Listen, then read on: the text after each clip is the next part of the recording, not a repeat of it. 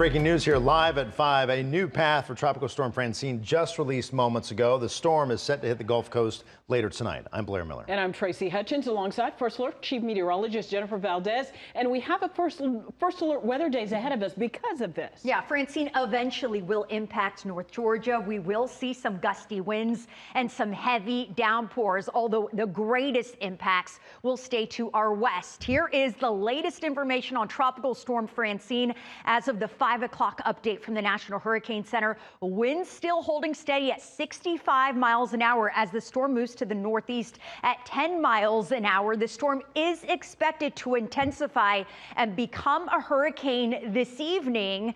And a Category 1 hurricane is what is expected as far as its strength as it makes landfall tomorrow right along the Louisiana coast. Now, this track has shifted very slightly east, but still impacting portions here of the Louisiana coastline as it weakens quickly once it moves onshore. The track still is kept far enough to our west that impacts here will be fairly minimal, mainly in the way of rain, heavy at times, and we will see some gusty winds as well. First Alert weather days Thursday and Friday. That is when we will feel the greatest impacts from Francine. 1 to 3 inches of rain expected, but also wind gusts up to 35 miles an hour with rain continuing into the weekend. We'll talk much more about the timing of the rain, how much we're expecting, and how long the rain will last live at 5.